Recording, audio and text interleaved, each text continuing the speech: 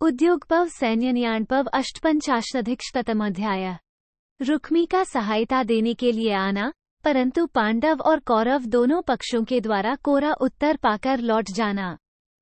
वैशंपायन जी कहते हैं, जन्मेजय इसी समय अति यशस्वी दाक्षिणात्य देश के अधिपति भोजवंशी तथा इंद्र के सखा हिरण्यरोमा नाम वाले संकल्पों के स्वामी महामना भीष्म का सगा पुत्र, संपूर्ण दिशाओं में विख्यात रुक्मी पांडवों के पास आया।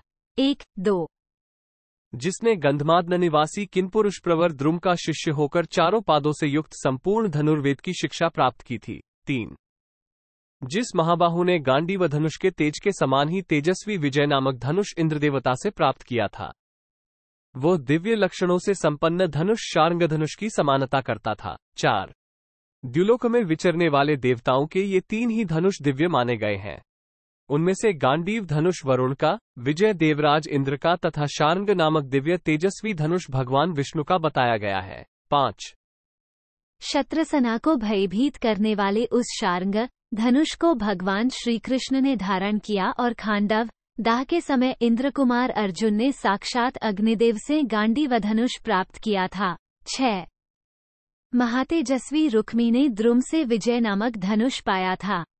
भगवान श्री कृष्ण ने अपने तेज और बल से मुर दैत्य के पाशों का उच्छेद करके भूमिपुत्र नरकासुर को जीतकर जब उसके यहाँ से अदिति के मणिमय कुंडल वापस ले लिए और 16,000 स्त्रियों तथा नाना प्रकार के रत्नों को अपने अधिकार में कर लिया, उसी समय उन्हें शार्ंग नामक उत्तम धनुष भी प्राप्त हुआ था।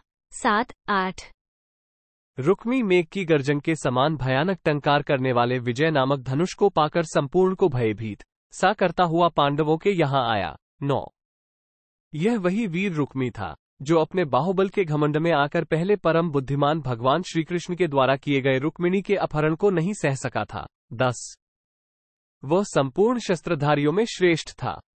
उसने ये प्रतिज्ञा करके कि मैं वृष्णिवंशी श्रीकृष्ण को मारे बिना अपने नगर को नहीं लौटूंगा, उनका पीछा किया था। 11 उस समय उसके साथ विचित्र आयुधों और कवचों से सुशोभित दूरत्क के लक्ष्य को मार गिराने में समर्थ तथा बड़ी हुई गंगा के समान विशाल चतुरंगिनी सेना थी। 12 राजन योगेश्वर भगवान श्री कृष्ण के पास पहुंचकर उनसे पराजित होने के कारण लज्जित हो वो पुनः कुंडिनपुर को नहीं लौटा। 13 भगवान श्री कृष्ण ने जहां युद्ध में शत्रुवीरों का हनन करने वाले रुक्मी को हराया था, वहीं रुक्मी ने भोजकट नामक उत्तम नगर बसाया। 14 राजन प्रचुर हाथी घोड़ों वाली विशाल सेना से संपन्न वो भोजकट नामक नगर संपूर्ण भूमंडल में विख्यात है। 15 महापराक्रमी भोजराज रुक्मी एक अक्षौहिणी विशाल सेना से घिरा हुआ शीघ्रतापूर्वक पांडवों के पास आया। 16 उसने कवच, धनुष, दस्ताने, खड्ग और तरकस धारण किए सूर्य के समान तेजस्वी ध्वज के साथ पांडवों की विशाल सेना में प्रवेश किया।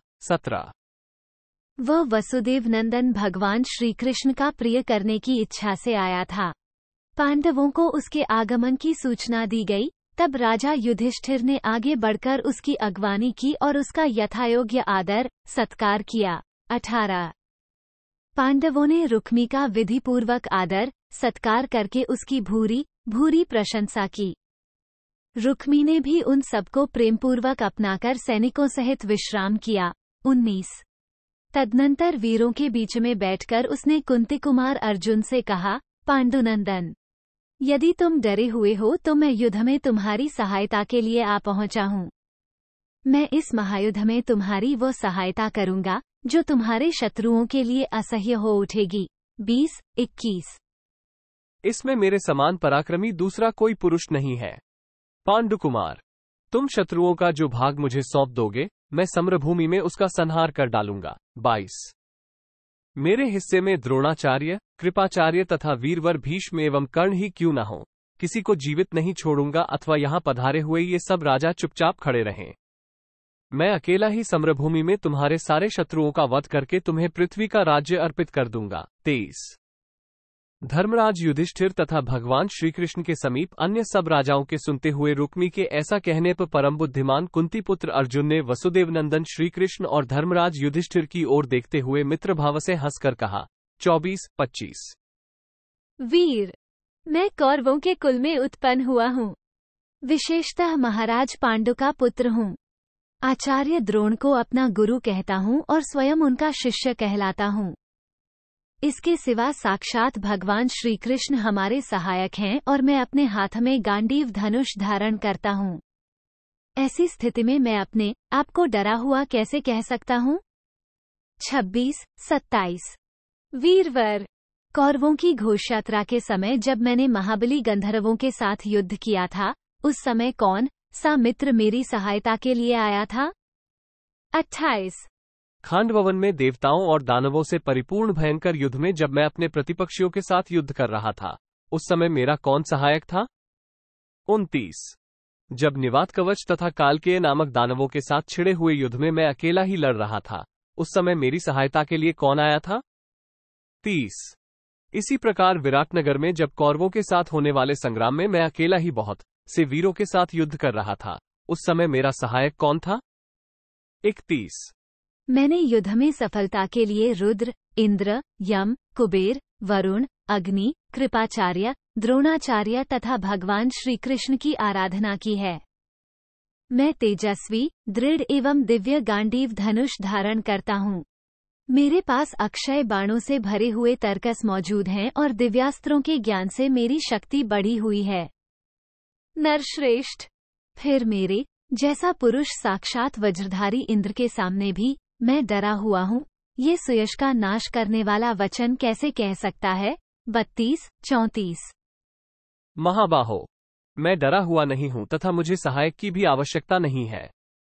आप अपनी इच्छा के अनुसार जैसा उचित समझे अन्यत्र चले जाइए या यहीं रहिए। 35 वैशंपायन जी कहते हैं, भरत श्रेष्ठ, उन परम बुद्धिमान अर्जुन का यह वचन सुनकर रुक्मी अपनी समुद्र सदृश विशाल सेना को लौटाकर उसी प्रकार दुर्योधन के पास गया। 36 दुर्योधन से मिलकर राजा रुक्मी ने उससे भी वैसी ही बातें कहीं। तब अपने को शूरवीर मानने वाले दुर्योधन ने भी उसकी सहायता लेने से इनकार कर दिया। 37 महाराज, उस युद्ध से दो ही वीर अलग हो गए थे, एक तो वृष्णिवंशी रोहिणी नंदन बलराम और दूसरा राजा रुक्मी।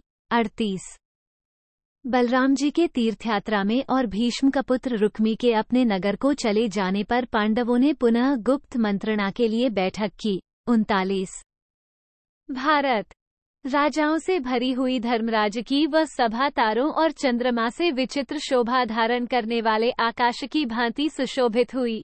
40 इति श्री महाभारते उद्योगपवणि सैन्यनियाणपवणि रुक्मी प्रत्याख्याने 48-अधिकशतमोऽध्याय 158। इस प्रकार श्री महाभारत उद्योग पर्व के अंतर्गत सैन्य नियाणपव में रुक्मी प्रत्याख्यान विषयक 158वां अध्याय पूरा हुआ। 158 दाक्षिणात्य अधिक पाठ का श्लोक मिलाकर कुल 40 श्लोक हैं।